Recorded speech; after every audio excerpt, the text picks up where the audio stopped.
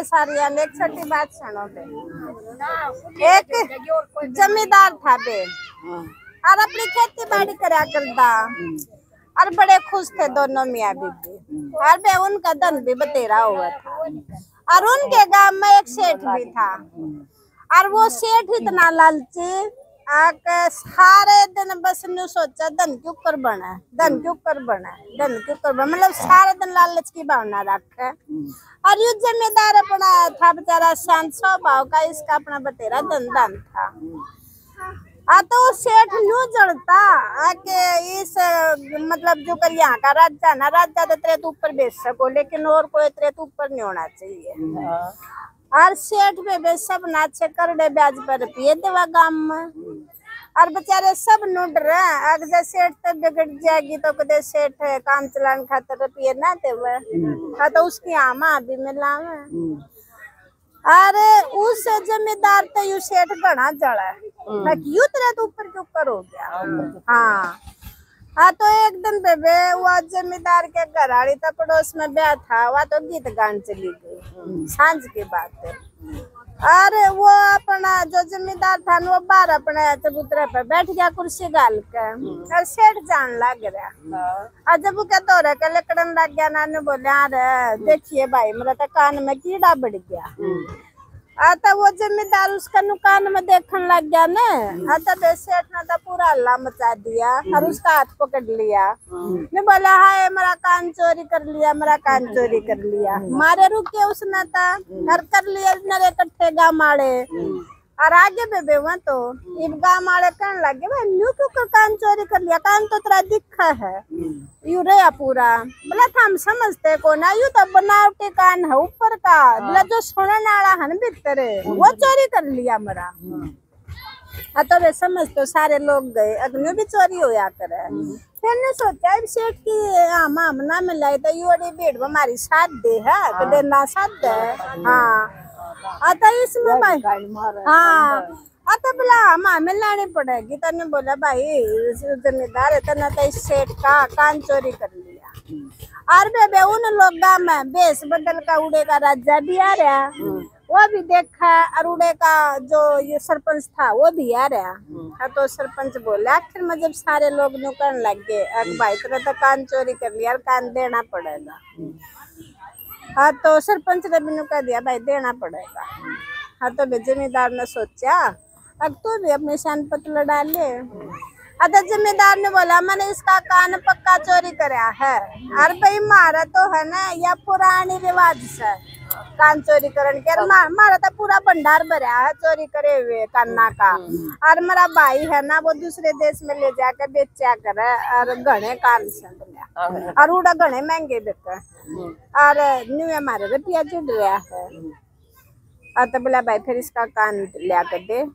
ने बोला फिर वो तो जो स्टोर में रख रखे हैं इतने कान है, मतलब कान पे कान मिलाना पड़ेगा, मेरा न्यू तो पहचान में ना हुआ, इसका दूसरा कान लेकड़वा कर दो मैं उससे मिला के लाऊंगा। हाँ आते बेबे उसने तो मुश्किल होगी सेठ ने, फिर ताकि तो पंडा छुटाना मुश्किल हो गया। ने बोला ना मैं यो कान तक कौन दे मेरा लिया, बोला ना वो नहीं मिल लगा, बोला कान दे, बोला आता हाथ जोड़ कर खड़ा हो गया। ने बोला ना, बोला फिर नहीं तो कहता मैं तेरा राज दरबार में घसीट के लेकर जाऊंगा और ना तो तू अपनी असलियत बता दे। तो फिर तो सेठ न मानना पड़ा। ने बोला ना मेरा तो इसका घना दम था और ज्या तो मैं है ना इसका जड़ू था मैंने तो यह कहानी न्यू रची। हाँ मैंने तो बोला पूरा सुना है। तब न्यू सुन का उसमें जो राजा खड़ा था ना, राजा ने सोचा जमींदार में तो दिमाग से और वो राजा ना बेस बदल का और अपने नगर में घूमया करता न्यू देखा करता भाई कौन किस आदमी है। तो उसमें तो न्यू देखा भाई तो अच्छा बुद्धिमान आदमी है। तो जाकर अपने दरबार में और अपने उन सैनिका तो बोला अरे जो वो जमींदार है ना उसने दरबार में पेश करो। तो बेबी लेके दरबार में तो राजा ने बोल दिया उसको, ने बोला जो कल भाई घटित होया है ना मैं आपकी उस भीड़ में था लेकिन आपने अपनी बुद्धि तो है ना मुकदमा सुलट दिया, तब मैं तेरी और परीक्षा लेना चाहूँ। तो जमींदार बोला मेरे में इतनी बुद्धि नहीं है मैं इतनी परीक्षा दे दूँ। वह तो बोला कड़की लाग गई मेरी। हाँ मेरे भीतर बुद्धि ने बोला ना है, बोला मैंने नो बता दे। आके एक तो भगवान कहाँ पे रहता है, भगवान का मुंह किधर है, और भगवान क्या करता है, मेरे 3 सवाल के जवाब देते। तन्नू बोला मैं सवाल के जवाब देने की तो कोशिश करूंगा, फिर मैं 2 दिन पाछे दूंगा, मैंने 2 दिन का टाइम चाहिए। ने बोला जा ले ले 2 दिन का टाइम, तो 2 दिन पाछे दे दिए। तब एक घर आया, तो घर आगा मड़ा हम कर रहा। तो उसके घरवाली बोली आज क्या बात इतना नाराज क्यों हो? ने बोला नाराज के काल तो सुलट लिया था, आज मुकदमा क्यों कर सुलटूंगा। बोला राजा ने तन्नू कही हका 3 सवाल के जवाब लिया ये, और ना तभी देख ले फिर तेरा तो बुरा हाल है। तन्नू बोली कोई बात ना धो ले, तू रोटी खा ले और मैंने सवाल बता, मैं उनके जवाब बताऊंगी। तभी उसने अपने घरवाली तो बता दिए, तब वो घरवाली ने उससे समझा दिया। बोला ने बोले तू है ना तड़का जाकर रात जाती है नहीं उत्तर दे दिए। तभी वो तो अपने चैन तक खा कर रोटी सो गया। 2 दिन बाद से बुला लिया दरबार में। तो दरबार में गया तो अपना राजा बैठा बैठा देखा। तने बोला आजा भाई, बोला आ गया जी। बोला दो मेरे प्रश्न के उत्तर। ने बोला इसी बात है, आप तो नीचे बैठो और मैं गद्दी पे बैठता हूँ, क्योंगा। तो बोला भगवान कहाँ पे रहता? ने बोला पहले एक गाय मंगवा लो। तब गाय मंगवा ले। ने बोला एक गाय में आप न्यू बताओ इसमें दूध कहाँ पे है? राजा बोला थाना में। तो ने बोला थाना में दूध नहीं है, दूध तो सारे शरीर में है, जो थन है ना वो तो एक आधार है लेकाड़न का। हाँ उसमें हाँ वह है।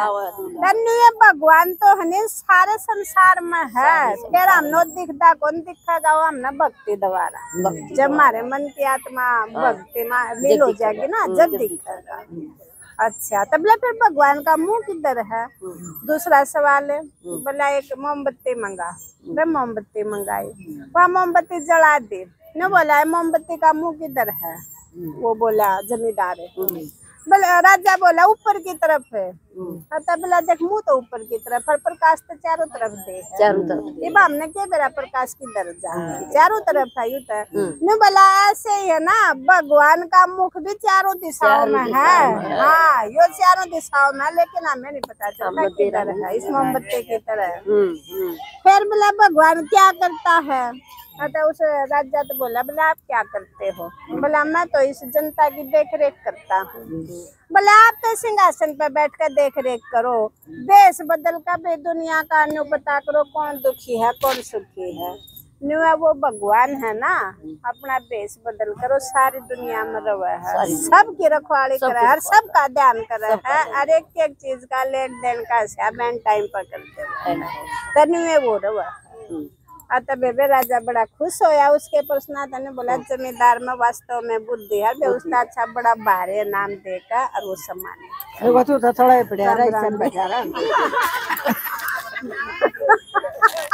तो बाबा ही देवा है। तू करेगा राजा में